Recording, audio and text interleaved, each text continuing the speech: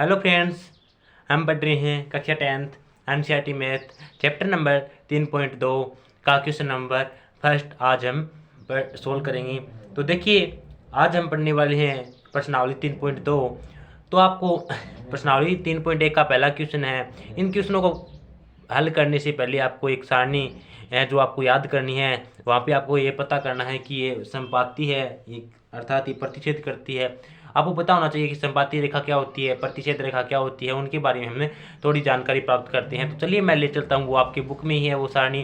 तो चलिए हम चलते हैं उस सारणी पर। तो देखिए फ्रेंड्स, ये रही सारणी, आपको ये सारणी याद रखनी है। कहने का मतलब देखो, रेखा युग्म अर्थात इन रेखा के मान a1 a/a2 b1 b2 c1 c2 के मान दिए गए हैं और अनुपातों की तुलना करनी है। कहने का मतलब आपको ये याद रखनी, मैं बताऊंगा कि कैसे किया। देखो इसमें क्या दिया गया है कि a1/a2 b1 b2 के बराबर नहीं होगा। यदि a1 a2 का मान b1/b2 के बराबर नहीं हो तो वह रेखा क्या कहलाती है? वह रेखा प्रतिच्छेद करती हुई रेखाएं कहलाती है। कौन सी रेखा है? कंडीशन क्या है? जब a1 a2 का मान b1 b2 के बराबर नहीं हो तब क्या कहलाती है? प्रतिच्छेद रेखा कहलाती है। केवल एक हल होता है इसका, केवल एक हल होता है, ठीक है, जो कि अद्वितीय है। इसी प्रकार देखिए दूसरा क्या है, यहाँ से देखिए, आपको यहाँ से लेकर यहाँ से इसका पार्ट याद करना है। देखिए दूसरा कहता है कि यदि a1 a2 का मान b1 b2 का मान और c1 c2 का मान तीनों बराबर हो तो रेखा क्या कहलाती है? संपाती रेखा कहलाती है। संपाती रेखा कहलाती है।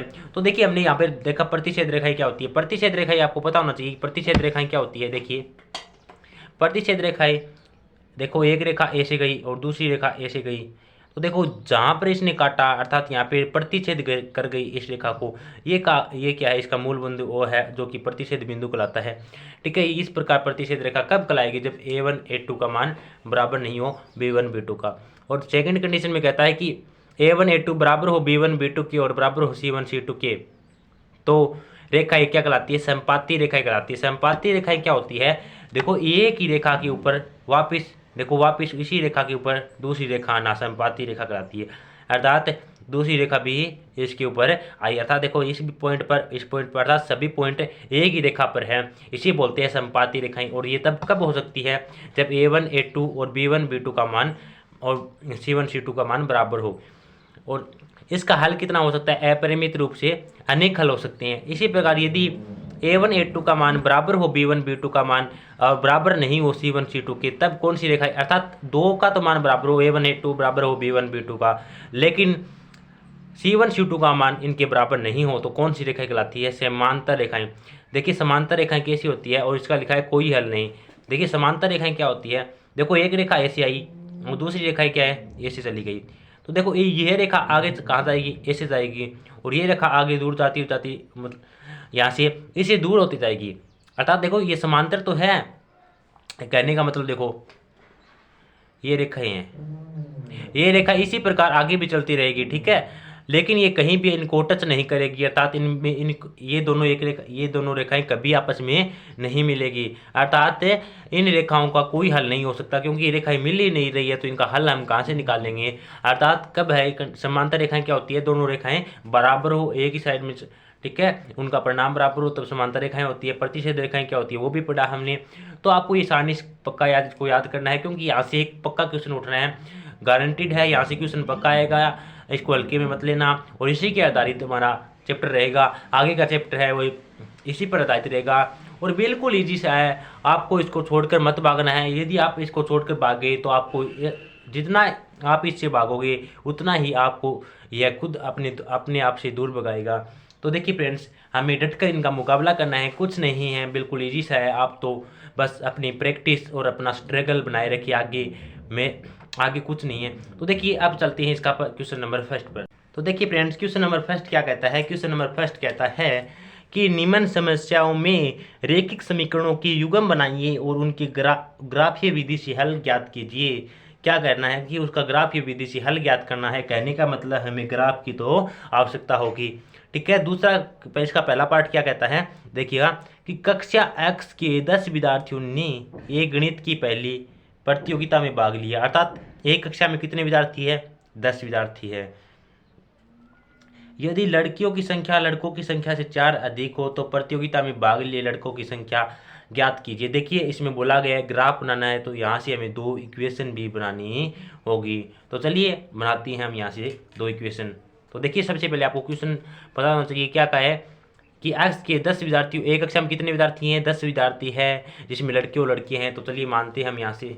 तो देखो फ्रेंड्स, इसने कहा है कि कक्षा में कुल कितने लड़के हैं, कुल लड़के 10 हैं। देखो कक्षा,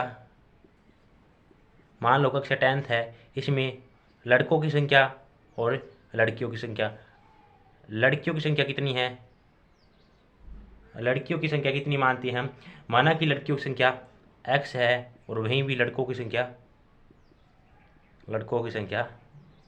y है। तो देखिए एक क्लास में 10 विद्यार्थी होंगे, लड़कियां भी होंगी लड़के भी होंगे, दोनों होंगे। हमें पता नहीं है लड़कियां कितनी है लड़के कितनी है, इनका हमें कैसे पता करना है। वैसे तो हम डायरेक्ट पता कर सकते हैं, लेकिन हमें ग्राफीय विधि से इनका हल निकालना है।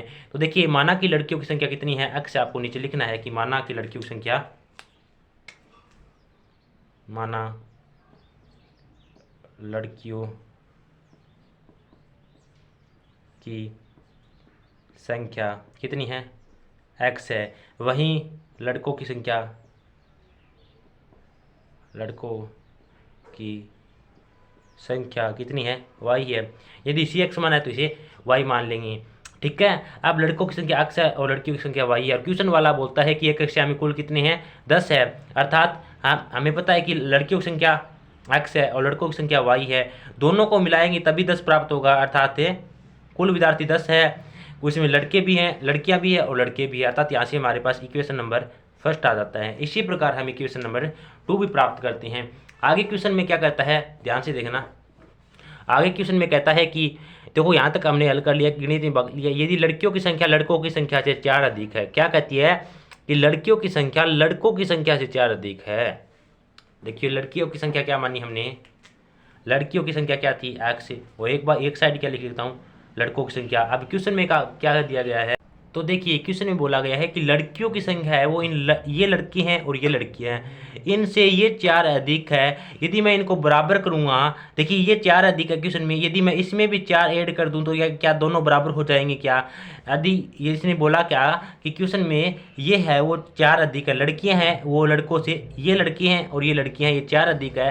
यदि मैं इसे 4 जोड़ दूँ तो दोनों बराबर हो जाएंगे। तो यहाँ से देखिए x और y मैं यहाँ लेकर जाऊँगा माइनस का, और बराबर में क्या हो जाएगा, ये यहाँ 4 बच जाएगा। ये इक्वेशन नंबर आ गई 2 आ गई। अब हम यहाँ से क्या करते हैं, हमारे पास इक्वेशन नंबर 2 फर्स्ट और इक्वेशन नंबर 2 आ गई, और यहाँ से हम क्या करते हैं, इनके मान निकालते हैं। तो चलिए फ्रेंड्स, तो देखिए सबसे पहले आपको इक्वेशन नंबर फर्स्ट लेनी है। इक्वेशन नंबर फर्स्ट क्या है हमारी, x प्लस, लिख देना है आपको समीकरण 1 से, क्या है समीकरण 1, x प्लस वाई बराबर 10। इसमें देखिए आपको एक x के मान रखने हैं और y के निकालने हैं, ठीक है। तो देखिए फ्रेंड्स, अब देखिए सबसे पहले आपको, आप अगर x का मान रखना चाहते हैं तो x को यहीं रख लीजिए। देखिए मैं यहाँ पे क्या रखता हूँ, x को रखता हूँ, तो बराबर में, और 10y इधर जाएगा तो माइनस का क्या हो गया, ये हो गया। अब देखिए मैं यहाँ पे क्या बना लेता हूँ, समीकरण भी बना लेता हूँ, क्योंकि हमें x और y के 3 मान प्राप्त करने हैं, 2 तो हमें अवश्य प्राप्त करने हैं। देखो कोई भी रेखा बनाने के लिए हमें 2 तो अवश्य मान प्राप्त करनी होती हैं। यदि हमें 3 प्राप्त हो जाए तो और ही अच्छी हमारी जो रेखा है वो कन्फर्म हो जाती है, लेकिन 2 से भी हमारा काम चल सकता है, लेकिन हम 3 बनाएंगे। देखिए x और y, ठीक है। अब देखिए x का मान क्या रखें, सबसे पहले मैंने x का मान क्या रखा, x की जगह देखिए मैं सबसे पहले y का मान क्या रखता हूँ, y की जगह मैं 5 रखता हूँ, y की जगह क्या रखता हूँ, 5 रखता हूँ। तो देखिए यहाँ y रखूँगा, y की जगह 5 रखा, लिखना y इक्वल टू 5, तो x इक्वल टू 10 में से 5 गया, कितना बचा 5। अर्थात y 5 रखा तो x भी कितना प्राप्त हुआ 5, y मैंने 5 रखा, x भी कितना प्राप्त हुआ 5 प्राप्त हुआ। अब आप सोचोगे कि मैंने y इक्वल टू 5 ही क्यों रखा, मैं 1 भी तो रख सकता था। देखिए मैं 1 रखता तो देखिए मान लो कि मैं यहाँ पे 10 माइनस y की जगह 1 रखता तो कितना आता मेरे पास, 9 आता, और मुझे ग्राफ कितना बड़ा बनाना पड़ता, बहुत ज़्यादा ग्राफ बनाना पड़ता। अब मुझे पता चल गया कि मैं यहाँ पे 5 रखूँगा और 5 ही आएगा, अर्थात मुझे ज़्यादा बड़ा ग्राफ बनाने की जरूरत नहीं है, ठीक है। इसके अकॉर्डिंग बच्चे को जब पता चलता है, जब ये प्रैक्टिस करता है, ठीक है, मुझे पता चल गया कि अगर मैं 1 रखता हूँ तो 9, हल तो मेरा 1 रखने से भी होता था, लेकिन थोड़ा ग्राफ बड़ा बनता। तो मैंने क्या किया, यहाँ पे 1 रख लिया, 5 रख लिया, सॉरी। तो देखिए इसी प्रकार आगे क्या रखते हैं हम, एक्स का मान, देखिए आगे वापिस इसी इक्वेशन से, हमारी इक्वेशन थी x equal to 10 minus y का मान क्या रखती हैं, अब y की इजिकल टू 4 रखते हैं। देखिए y इजिकल टू मैंने 4 रख दिया तो 10 में से 4 गया, देखिए y इजिकल टू 4 रख दिया तो 10 में से 4 गया 6, x का मान कितना प्राप्त हुआ 6। इसी प्रकार इसी इक्वेशन में वापस x 10 और y का मान अब क्या रखेंगे, पहले 5 रखा फिर 4 रखा, अब क्या रखते हैं 3 रखते हैं, तो y का मान 3 रखा तो कब कितना आया फ्रेंड्स, 10 में से 3 गया 7, तो x इक्वल टू कितना आ गया 7।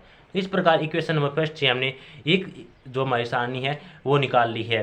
तो फ्रेंड्स इसी प्रकार हम दूसरी इक्वेशन से भी निकालते हैं। तो चलिए, तो फ्रेंड्स हमारी दूसरी समीकरण क्या थी, दूसरी समीकरण थी, मैं लिख देता हूँ x minus Y plus 4।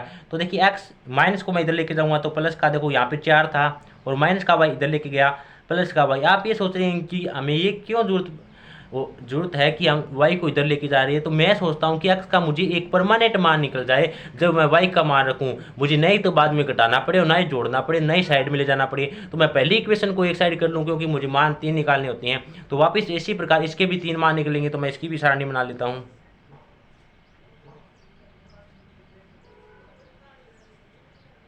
x और y, तो देखिए फ्रेंड्स आप देखिए y का मान रखते हैं और x का मान हमें प्राप्त होगा। y का मान हम क्या रखते हैं, 1 रखते हैं, तो y देखो x equal to 4 plus y का मान क्या रखते हैं 1 रखते हैं, तो कितना आता है हमारे पास 5 आता है।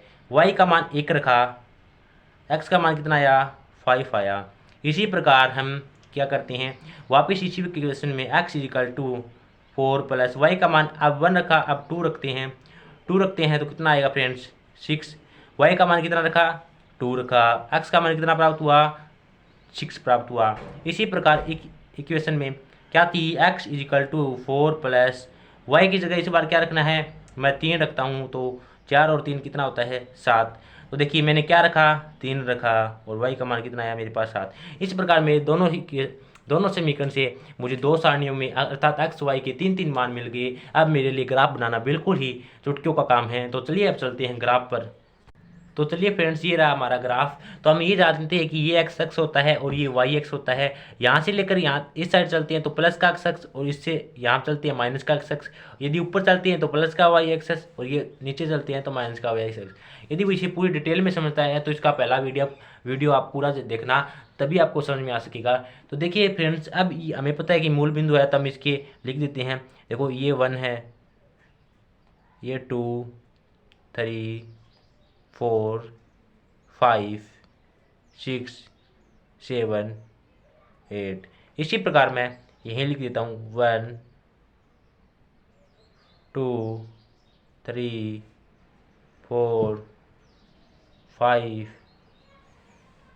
ठीक है। तो अब देखिए फ्रेंड्स अब क्या करना है, अब मेरे पास 2 सारणी आई थी, मैंने 2 सारणी एक बार इसके ऊपर लिख ली है ताकि हमको बार बार पेज नहीं पलटना पड़े।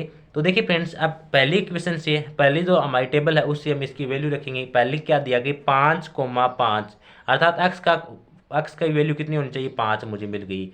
वाई की वैल्यू मैं ऊपर चलूँ जहाँ 5 मिलेगी मैं रुक जाऊँगा, मैं चलता गया मुझे यहाँ मिल गई, तो मैंने यहाँ आके रुक गया। ये क्या है, ये है मेरा 5,5। ठीक है फ्रेंड्स। इसी प्रकार 6,4, तो मैं 6 पर चला और जहाँ मुझे 4 मिला मैं जाकर रुक गया, मुझे यहाँ जाकर क्या मिला 6,4 मिला। ठीक है। इसी प्रकार मैं इसका क्या था 7,3, मैं 7 से चला और जहाँ मुझे 3 मिलेगा मैं वहाँ रुक जाऊँगा। 7 से चलता गया और ये देखो 3 के जहाँ 3 के साइड में आया मुझे वहाँ पे जाके मैं रुक गया। ये कितना है मेरा 7,3। अब मैं क्या करता हूँ इस रेखा को मैं मिला देता हूँ। तो देखिए फ्रेंड्स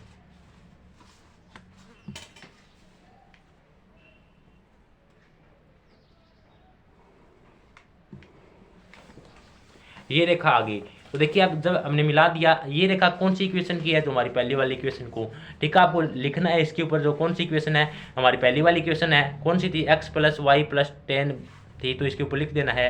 ठीक है, अब क्या करते हैं, अब हम इसका जो दूसरी टेबल है उससे इसका मान लिखते हैं। तो देखिए क्या है, x का मान 5 और y का मान 1। तो मैं 5 से चला और जहाँ मुझे y का मान 1 मिला, देखो मैं यहाँ आकर रुक गया क्योंकि मुझे यहाँ पर 1 मिला। तो ये क्या है, 5,1। इसी प्रकार मैं 6 से चला और 2 आएगा, मैं वहाँ जाके रुक जाऊँगा, ये मिला मुझे कितना, 6,2। ठीक है, इसी प्रकार मुझे तीसरा क्या है, 7,3। क्या है, 7,3। मैं जहाँ 7 से चला, x का मान 7 से चला और मैं ऊपर चलता गया, मुझे जहाँ 3 पर आया मैं रुक गया, अर्थात यही तो हमारा 7,3 है। अब इसे भी मैं मिला देता हूँ।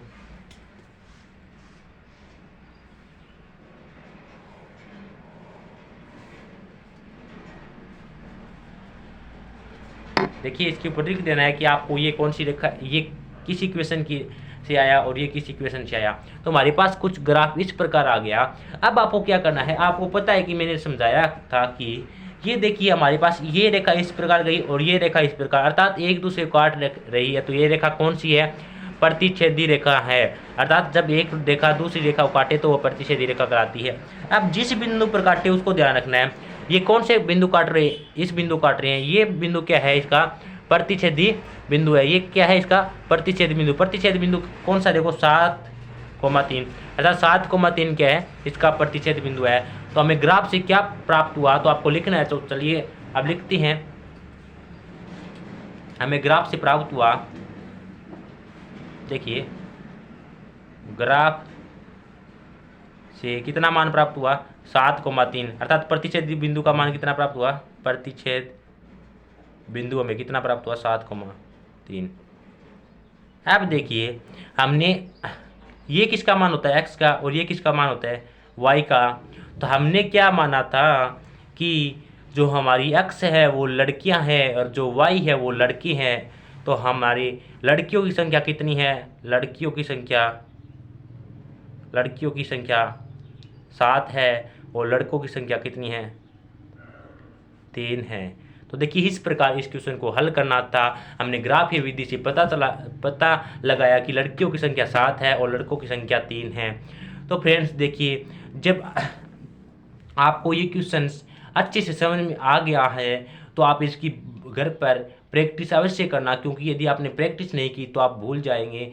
देखिए तो फ्रेंड्स मैंने अपना 100% देने की कोशिश की, आप भी अपना 100% देना, आपको फिर इसे सीखने से कोई नहीं रोक सकता है। तो अब हम इसका सेकंड पार्ट करेंगे। यदि उससे पहले आपको ये वीडियो ज़रा भी अच्छी लगी है और हमारी जो मेहनत है वो आपको पसंद आई है तो वीडियो को लाइक ज़रूर करना, यदि चैनल पर नए हैं तो सब्सक्राइब जरूर करना और जो पास में बेल आइकन है उसे भी प्रेस कर देना ताकि आने वाली सभी वीडियो का नोटिफिकेशन भी आपको मिलता रहे। फ्रेंड्स आपके लिए हम इतनी मेहनत करते हैं और आप आपकी अपने लिए अपनी मेहनत नहीं कर सकते तो आपको इंसान नहीं हो, आपको अपने लिए जीना है। तो आपको ये सवाल अवश्य ही घर पर निकालने हैं, इनकी प्रैक्टिस करनी है। तो फ्रेंड्स चलिए हम चलते हैं इसके पार्ट नंबर 2 पर। तो फ्रेंड्स ये रहा इसका सेकंड पार्ट। तो सेकंड पार्ट क्या है, 5 पेंसिलें तथा 7 कलमों का कुल मूल्य 50 रुपये है, जबकि 7 पेंसिल और 5 कलमों का मूल्य 46 रुपये है और 1 पेंसिल का मूल्य तथा 1 कलम का मूल्य ज्ञात करना है। वो भी कौन सी विधि से, ग्राफीय विधि से ज्ञात करना है। तो हम सेम पहले वाली जो इसका फर्स्ट पार्ट किया था, सेम बेसिक का वैसा क्वेश्चन है, बिल्कुल ईजी क्वेश्चन है। तो चलिए फ्रेंड्स चलते हैं। सबसे पहले किया गया पेंसिल और कलम है। माना पेंसिल का मूल्य x है और कलम का मूल्य y है। पेंसिल कितनी है, 5 है और कलम 7 है और मूल्य 50 है। तो अब देखिएगा, माना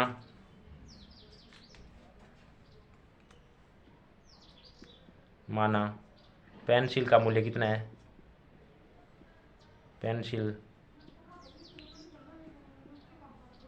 माना पेंसिल का मूल्य x रुपये है और वहीं कलम का मूल्य कितना है, कलम का मूल्य y रुपये है। कितना है, y रुपये है। ठीक है, तो देखिए इसमें क्वेश्चन में बोला गया है कि हमारे पास, आप देखना बुक आपके पास रखना, देखिए 5 पेंसिल है और 7 कलमों का मूल्य 50 रुपये है। तो कितनी पेंसिल है, 1 पेंसिल का मूल्य x रुपये है तो 7 पेंसिल का मूल्य 7x। उसी प्रकार यदि 1 कलम का मूल्य y रुपये है तो इसमें 7 कलम, देखिए पेंसिल 5 है पेंसिल 5 है और कलम कितनी है 7 वाई है, क्योंकि एक कलम का मूल्य वाई है तो 7 कलमों का मूल्य 7 वाई। तो टोटल इस कुल मूल्य कितना है, इन दोनों का मूल्य क्वेश्चन में बताया गया 50 रुपये है। तो ये हमारे पास इक्वेशन नंबर फर्स्ट आ गई। इसी प्रकार आपको वापस लिखना है कि माना पेंसिल का मूल्य x रुपये है और कलम का मूल्य y रुपये है। तो देखिए आगे क्वेश्चन में क्या बोला गया है कि 7 पेंसिल और 5 कलमों का कुल मूल्य 46 रुपये है। कितनी पेंसिल है, 7 पेंसिल और 5 कलम इस बार। तो देखिए फ्रेंड्स, इस बार एक पेंसिल का मूल्य x रुपये है तो 7 पेंसिल का 7x रुपये प्लस एक कलम का मूल्य y रुपये है तो 5 कलमों का मूल्य 5y। कुल मूल्य कितना दिया है बुक में, 46 रुपये, इनके बराबर। ये इक्वेशन नंबर 2 आ गई। अब हमारे पास equation number first, equation number 2 आ गई है। अब हम इनके मान निकाल लेंगे। तो देखिए अब हमारा काम बिल्कुल आसान है, अब इनका मान निकालते हैं। तो चलिए फ्रेंड्स, आपको पूरा लिखना है कि वापस भी इसका लिखना है कि माना कि पेंसिल का मूल्य इतना है और कलम का मूल्य y रुपये है, वापस इसको इक्वेशन से हल करना है, ठीक है।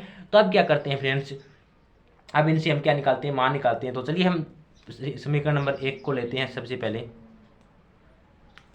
समीकरण 1 से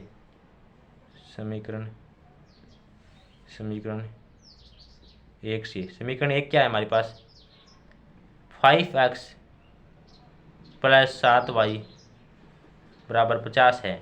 तो यहाँ से देखिए मुझे एक का मान निकालना है। तो यहाँ से मैं क्या कर सकता हूँ, 5x, यहाँ से क्या कर सकता हूँ मैं, x का मान निकालूंगा। तो मैं देखिए 5x इधर रखा एक बार और ये 50 है, 7y इधर गया तो यहाँ से जाएगा तो माइनस का 7y हो जाएगा, अर्थात 50 माइनस 7y। ये तो इधर चला गया। अब देखिए 5 क्या है, इसकी मल्टीप्लाई में इधर आएगा तो डिवाइड में, और यहाँ से 5 का है, अर्थात यहाँ से ओनली x का मान, अर्थात हम y का यहाँ जो भी मान रखेंगे और जो उत्तर आएगा वो x का मान रखेगा। तो आपको पहले इक्वेशन को इस प्रकार बना लेना है ताकि आपको डायरेक्ट उसका x का ही मान मिले और आपको बाद में कुछ काटना न पड़े। तो देखिए अब हमें इसकी समीकरण बना लेते हैं।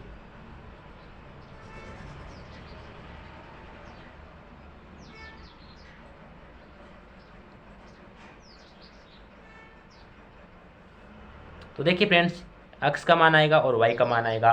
तो हम y इजिकल टू पहले क्या रखते हैं, तो देखिए सबसे पहले y इजिकल टू क्या रखते हैं, तो इक्वेशन में x equal to 50 minus 7 into x की जगह मैं सबसे पहले y की जगह मैं 5 रखता हूँ। देखिए y की जगह मैंने 5 रखा तो 7 को 5 से मल्टीप्लाई करते हैं और उसमें देखो 7 पंजा 35 और यहाँ क्या बचा 50 माइनस 7 पंजा 35 वो नीचे आ जाएगा 5। 50 में से 35 गया, कितना बचा है फ्रेंड्स 15, और 15 में किसका भाग देना है 5 का, 5 दिए 15, कितना मान आया 3, किसका आया x का मान आया, तो x का मान 3। इसी प्रकार इसी इक्वेशन में इस इक्वेशन में इसका y का मान क्या रखते हैं, y इजिकल टू मैं इस बार क्या रखता हूँ 0 रखता हूँ, y इजिकल टू 0 रखा। तो देखिए 50 माइनस 7 को जब 0 से मल्टीप्लाई करते हैं तो 0 आता है, कोई भी संख्या को 0 से मल्टीप्लाई करते हैं तो 0, और इसमें डायरेक्ट 5 का भाग दे देना है। 5 का भाग देते हैं तो इसमें 10 आएगा, कितना आएगा फ्रेंड्स 10 आएगा। और ये किसका मान आया, y का मान आया, x का मान आया सॉरी, y का तो हमने कितना रखा 0 रखा, तो ये कितना आ गया 10 आ गया। इसी प्रकार हम एक मान और रखते हैं। आपका 2 मान से भी काम चल जाएगा, लेकिन एक मान और हो तो आपकी इक्वेशन पूरी कन्फर्म हो जाती है और आपका गलत होने का चांस भी कम हो जाता है। वापस इस इक्वेशन से क्या थी हमारे पास, x equal to 50 minus 7, y की जगह इस बार क्या रखते हैं 10 रखते हैं, अपॉन में क्या है 5 है, 10 7 70 होता है, 50 माइनस 70 और 5, 50 में 70 गया, कितना बचता है फ्रेंड्स 20, और 20 में माइनस का 20 बचता है सॉरी, 50 में 70 गया माइनस का 20 और माइनस के 20 में 5 का भाग देंगे तो माइनस का 4 आता है। और ये माइनस का 4, हमने x का मान क्या रखा था 10 रखा था, y का मान कितना आया -4 आया। तो इस प्रकार हमें एक इक्वेशन से इसका मान मिल गया है। अब क्या करते हैं, इसकी दूसरी इक्वेशन से भी इसका मान निकालते हैं।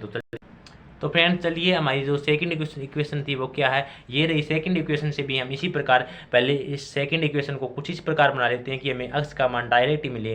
तो 5y है, मैं इसको डायरेक्ट इधर माइनस में भेज देता हूँ क्योंकि ये प्लस का इधर जाएगा तो माइनस का, तो ये 46 में से इधर जाएगा तो माइनस का 5y, इधर क्या बचेगा 7x, और मुझे तो x का मान चाहिए तो 7 क्या है देखो x के क्या है, इंटू में है तो इधर जाएगा तो डिवाइड में, तो यहाँ से क्या आएगा, x का मान मिल जाएगा। अर्थात ये इस इक्वेशन से मुझे y का मान रखूँगा तो मुझे x का मान मिल जाएगा। तो इसके लिए मैं भी क्या बना लेता हूँ, एक सारणी बना लेता हूँ।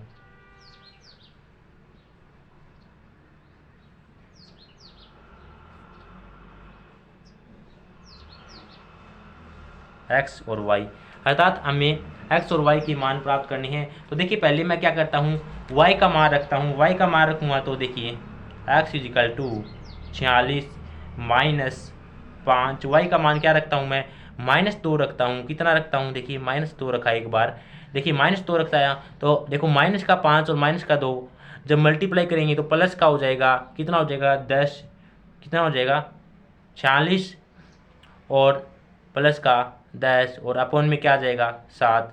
46 और 10 कितना होता है फ्रेंड्स, 56 होता है। और 56 में 7 का भाग दिया, 7 2 8 56। कुछ इस प्रकार से मान रखना है, जो आप मान रखते हो आप कुछ भी रख सकते हो, लेकिन इस प्रकार रखना है कि आप उसका पूरा पूरा भाग रख चला जाए। अब मैंने -2 रखा, मुझे पता था कि जब इसमें 10 ऐड करेंगे तो मुझे 56 आएगा, 56 में मेरा पूरा पूरा भाग चला जाएगा। तो मैंने इस प्रकार इसका मान इसलिए रखा। तो 8 आया, 8 आया तो मैं यहाँ लिख देता हूँ। इसी प्रकार हम इसी इक्वेशन में x equal to 46 minus 5 into y की जगह क्या रखते हैं 5 रखते हैं इस बार, और नीचे क्या है 7। देखो 5 क्या रखा, y की जगह 5 रखा, 5 को 5 से मल्टीप्लाई करते हैं 25 आता है। 46 माइनस 25 और 7, 46 में 25 जाता है, कितना बचता है फ्रेंड्स 21 बचता है। और 21 में जब 7 का भाग देते हैं तो 7 दिया 21, कितना आता है फ्रेंड्स 3। ये किसका मान आया, x का, तो मान इधर रख दिया। ठीक है, इसी प्रकार इसी इक्वेशन से क्या करते हैं, क्या थी हमारी equation, x equal to 46 minus 5y थी, और y की जगह इस बार क्या रखता हूँ मैं, y की जगह इस बार 12 रखता हूँ फ्रेंड्स। क्या रखा, 12 रखा, और मेरे पास जो नीचे 7 था, 12 पंजू 60, 46 में से 60 गया और नीचे 7, 46 में 60 बस जाता है, जाता नहीं है, लेकिन एक बार आप 60 में से 46 घटा के देखना कितना आता है फ्रेंड, 14 आता है। और अब देखो बड़ी संख्या माइनस की है तो माइनस का चिन्ह लग जाएगा, और नीचे 7 है, 7 दूनी 14, माइनस का 2 आ गया, कितना आ गया, माइनस का 2 आ गया। अब इस प्रकार अब हमारे पास 2 टेबल आ गई है जिनमें एक्स और वाई के 3 मान है। अब हमें ग्राफ बनाने से कोई नहीं रोक सकता है। आज जब आप इनका ग्राफ बनाएंगे तो आपके पास वही वापस प्रतिच्छेद बिंदु आएगा, कोई अन्य आएगा, वहाँ से आपके पास कोई आएगा। मान लो कि आपके पास 3,5 आएगा। मैं बता देता हूँ कि आपको जब प्रतिच्छेद बिंदु क्या आएगा 3,5 आएगा। आप 3 किसका मान होगा, 3 सबसे पहले हमने पहला x का मान क्या माना था, x कौन था, पेंसिल, और y कौन था, कलम। तो देखिए 3 कलम थी, कितनी कलम थी, 3 कलम, और 5 कितनी थी, 5 पेंसिलें थी। अर्थात जो कलम का मूल्य था वो 3 रुपये था, और पेंसिल जो पहला था वो हमारा क्या था, पेंसिल थी। अर्थात पेंसिल का मूल्य हमारा कितना था, पेंसिल का मूल्य 3 रुपये था, पेंसिल का मूल्य हमारा 3 रुपये था, और ये हमारा कलम का मूल्य था। ठीक है, 3 रुपये पेंसिल का मूल्य, 5 रुपये कलम का मूल्य।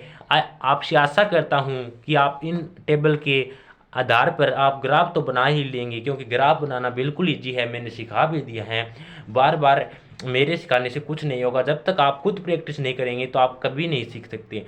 तो देखिए फ्रेंड्स, आई सपोज कि आप इनसे ग्राफ बना लेंगे। यदि फिर भी आपसे नहीं बनता है और फिर भी आपसे प्रतिशत बिंदु नहीं निकलता है तो आप कमेंट जरूर करना, मैं आपको वापस इसका हल करवा दूंगा। लेकिन आपसे आशा करता हूं कि आप इतने में इतना सीख गए होंगे, क्योंकि हमने 3.1 किया और 3.2 का हम क्वेश्चन नंबर फर्स्ट कर रहे हैं। हमने अभी तक 4 या 5 ग्राफ कर लिए हैं।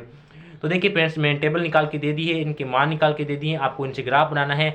देखिए फ्रेंड्स, आज के वीडियो में हमने क्वेश्चन नंबर 1 पढ़ा, और देखिए इंपॉर्टेंट है, यहाँ से क्वेश्चन बड़ा आने वाला है, तो आप इनको हल्के में मत लेना। यदि आपने इसे नहीं सीखा तो आपको बड़ी क्लासों में ये मुसीबत पैदा कर देगा। तो फ्रेंड्स, हमको हर एक चीज़ को सीखना है, नया की रटना है, क्योंकि रटी हुई चीज़ कुछ दिनों तक ही चलती है और समझी हुई चीज़ जीवन भर चलती है। तो फ्रेंड्स, हमको इतनी मेहनत करनी है कि किताब हमसे खुद बोल के कहे कि मैं आपके साथ हूँ, अर्थात आपके पेपर में आपका क्वेश्चन बोलने लगे कि मेरा आंसर ये है, तब तक हमें मेहनत करनी है। मैं आपके साथ आपकी स्ट्रगल भरे लाइफ के साथ, मैं आपका अपना साथी अंकित प्रजापति आपके साथ रहूँगा।